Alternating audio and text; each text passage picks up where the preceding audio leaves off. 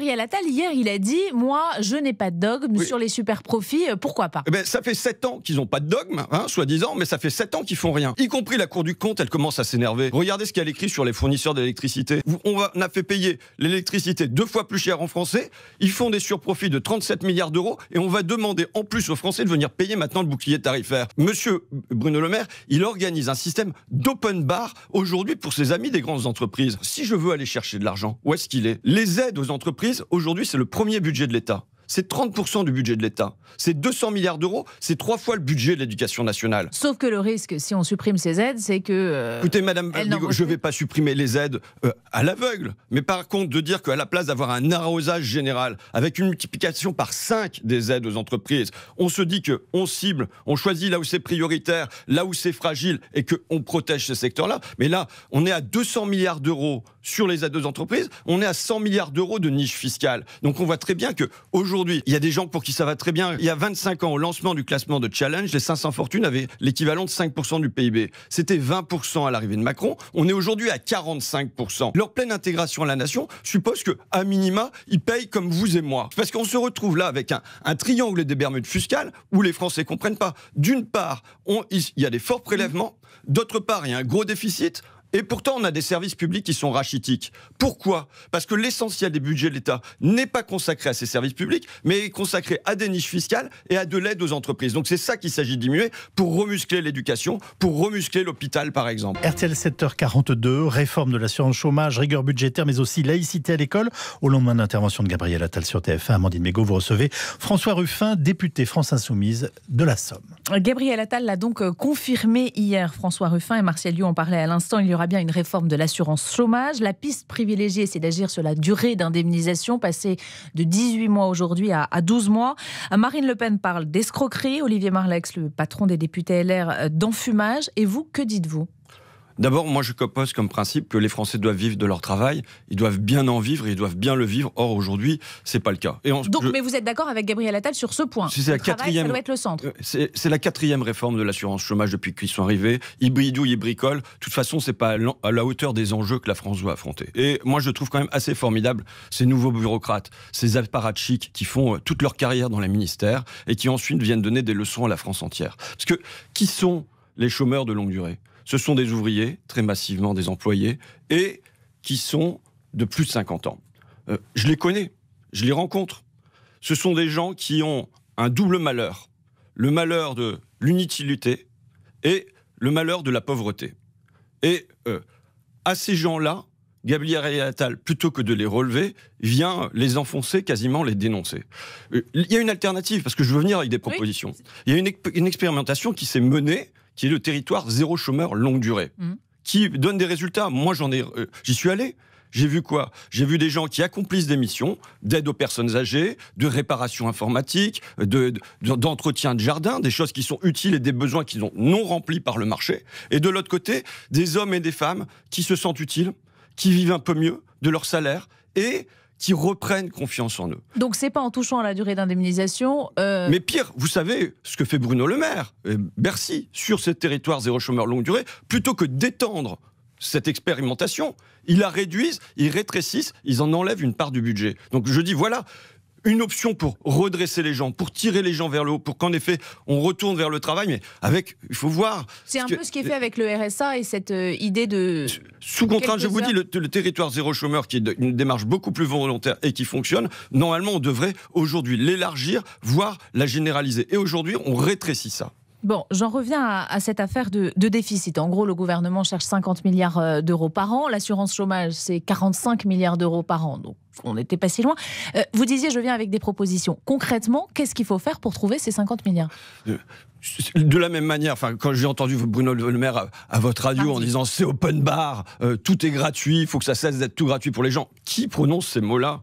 Ce sont à nouveau des gens qui ont vécu et vivent encore sous la tutelle, sous la mamelle de l'État, et qui ont tout gratuit, eux, qui ont la nourriture gratuite, qui ont les transports gratuits avec chauffeur. Mais aujourd'hui, la santé est gratuite ou... Non, et même l'école n'est pas gratuite, vous savez. Pour les Français, l'école n'est pas gratuite. L'école, on paye la cantine. C'est la cantine à payer. Ce sont les activités périscolaires à payer et ce sont les fournitures à payer. Tout ça fait que l'école aujourd'hui, pour les gens qui ont un petit salaire, ce n'est pas gratuit du tout. Donc ce que vous dites, c'est qu'on ne touche pas aux dépenses sociales, ça on a bien compris. Mais qu'est-ce qu'on fait ? J'ai eu Gabriel Attal en face de moi quand il était ministre du budget, parce que maintenant on a un tel turnover chez les ministres qu'il a eu le temps de passer à l'éducation et de devenir Premier ministre en un an. Bon, l'année dernière. Et ça vous le regrettez ? Je lui dis, bah oui, je regrette ce turnover, parce que comment vous voulez installer une politique dans la durée si jamais c'est dans ce truc permanent de mouvement où ça passe d'un endroit à un autre, qu'importe. Gabriel Attal, je lui fais une proposition, parce que hier il dit il faut venir avec des propositions. Oui. Bruno Le Maire nous dit il faut venir avec des propositions. J'ai dit mettez fin à la non-taxation des sociétés écrans. Ah oui, on va venir dans un peu de technique. Qu'est-ce qui se passe ? Il se passe que le pourcent des Français qui aujourd'hui captent 96% des dividendes, parce que 96% des dividendes vont à 1% des Français, sont sous-taxés. Ils payent à peu près 2 fois moins d'impôts qu'un Français moyen. Les dividendes aujourd'hui, c'est taxé à 30%. Ouais, eh bien non, justement, quand on met en place une société écran, ce que font par exemple les Bernard Arnault. Une société écran, c'est quoi ? C'est une holding où on met ses dividendes, et bien dans ce cas-là, ça n'est pas taxé. Et ça fait qu'on passe de 30% à 2%, et que, comme ça, on économise, enfin, nous, on perd, la France perd 20 milliards d'euros.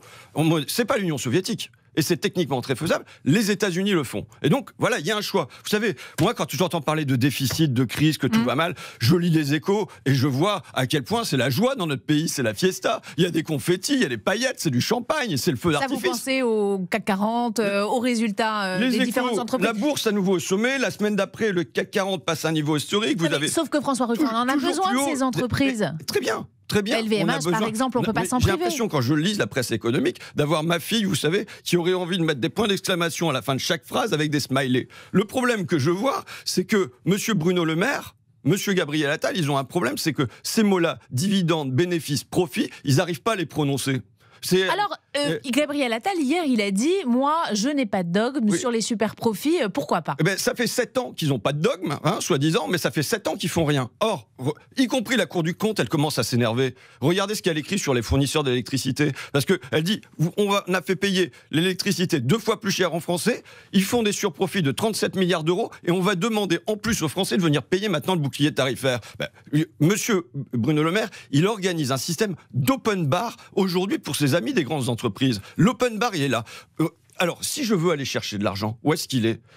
Les aides aux entreprises, aujourd'hui, c'est le premier budget de l'État. C'est 30% du budget de l'État. C'est 200 milliards d'euros, c'est 3 fois le budget de l'éducation nationale. Sauf que le risque, si on supprime ces aides, c'est que... Écoutez, Madame Bigot, je ne vais pas supprimer les aides à l'aveugle. Mais par contre, de dire qu'à la place d'avoir un arrosage général, avec une multiplication par 5 des aides aux entreprises, on se dit qu'on cible, on choisit là où c'est prioritaire, là où c'est fragile, et qu'on protège ces secteurs-là. Mais là, on est à 200 milliards d'euros sur les aides aux entreprises, on est à 100 milliards d'euros de niche fiscale. Donc on voit très bien qu'aujourd'hui, il y a des gens pour qui ça va très bien. Il y a 25 ans, au lancement du classement de Challenge, les 500 fortunes avaient l'équivalent de 5% du PIB. C'était 20% à l'arrivée de Macron. On est aujourd'hui à 45%. Donc, sauf qu'une fois encore, sans ces gens-là, il y a une partie de l'économie qui ne fonctionnerait pas. Donc pas d'augmentation. Pardon, François. Je suis pour leur pleine intégration à la nation. Et leur pleine intégration à la nation suppose qu'à minima, ils payent comme vous et moi, qui payent des impôts. Parce qu'on se retrouve là avec un triangle des Bermudes fiscales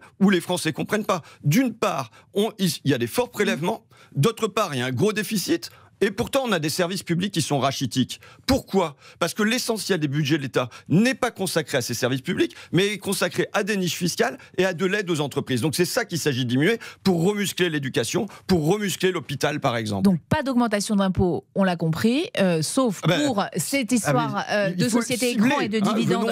On a bien compris, vous parlez des niches fiscales. La Cour des comptes dénonce le coût de l'emploi à domicile et recommande de réduire les crédits d'impôt pour les services à la personne. Vous y êtes pour favorable ou pas favorable ? Il est évident qu'il faut un autre système que le fait que ça soit une niche fiscale. Il faut réguler en fonction des revenus. Il faut aider les gens à avoir... non pas... Parce que là, qu'est-ce qui se passe ? Ça fait non pas selon les besoins. Il y a des gens qui ont besoin d'une aide à domicile, mais qui n'ont pas les moyens de se payer parce qu'il y a des suppléments à payer. Et puis, il y a d'autres pour qui le toilettage de chien, par exemple, est considéré comme une niche fiscale. Donc, il faut faire le ménage dans ces niches. Il faut faire le ménage dans les aides au ménage.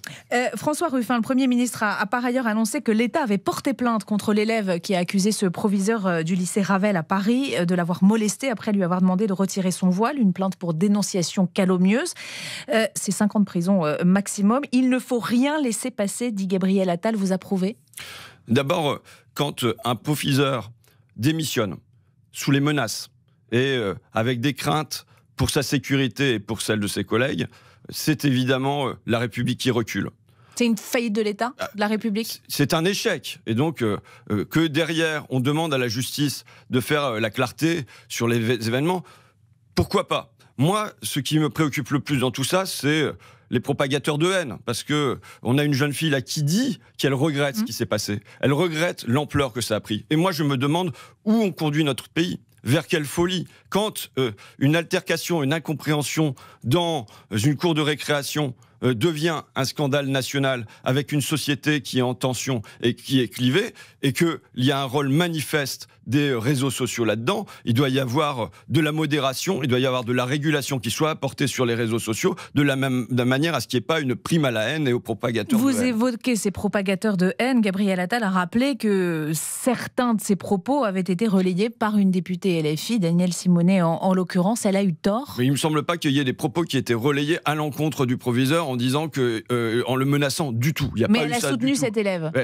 Qu'il y ait des interrogations sur ce qui se passe à l'intérieur de la cour de récréation et qu'il y ait de la clarté qui soit apportée là-dessus est une chose. Mais en revanche, ce qui n'est pas supportable, c'est que derrière, il y a des menaces de mort. Et y compris, l'élève en question dit « Moi, je n'ai jamais proféré une menace de mort, évidemment, mais je n'ai jamais souhaité qu'il y ait des menaces de mort qui soient proférées à l'égard du proviseur. » C'est comment on fait pour vers quelle société on veut aller. Moi, je pense qu'il faut rétablir des lieux de dialogue quand il y a de la compréhension, qu'il faut rétablir des ponts. Qu'est-ce qu'on veut ? Est-ce qu'on veut un déchirement de notre société ? Est-ce qu'on veut mettre fin à l'unité de notre nation ? Parce que c'est ça qu'on voit possiblement en cours. Gabriel Attal a été interrogé, c'était à la fin de l'interview, ça vous a pas échappé, j'imagine, sur un certain nombre de personnalités politiques. On lui a présenté des photos et il fallait donner un mot pour chacun. Pour Jean-Luc Mélenchon, il a répondu « autocrate ». Je rappelle ce qu'est un autocrate, souverain dont la puissance n'est soumise à aucun contrôle. Vous auriez dit quoi, vous, François Ruffin, pour Jean-Luc Mélenchon ?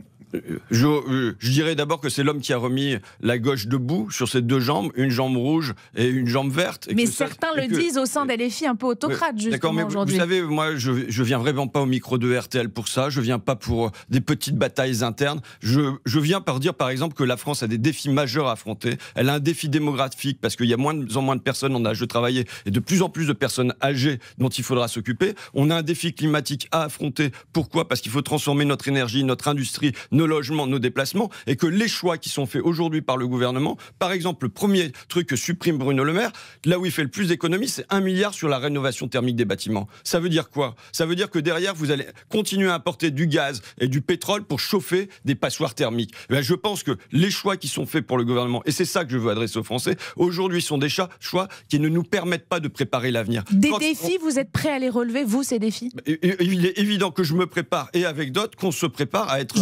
prépare à 2027 ? Je me prépare à ce qu'il y ait une carte qui soit posée sur la table. Maintenant, vous savez, il y a les Jeux Olympiques qui arrivent.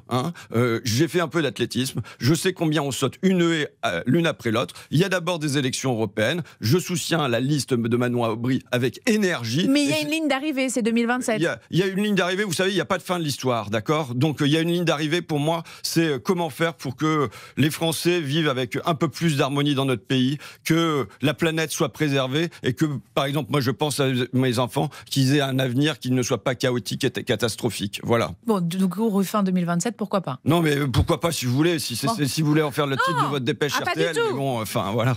C'est pas neutre, pour tout vous dire. Moi, j'ai cru comprendre que vous étiez effectivement candidat potentiel à l'élection présidentielle. De toute façon, vous restez avec nous, François Ruffin, puisque vous êtes dans l'œil de Philippe Cavrivière dans un instant.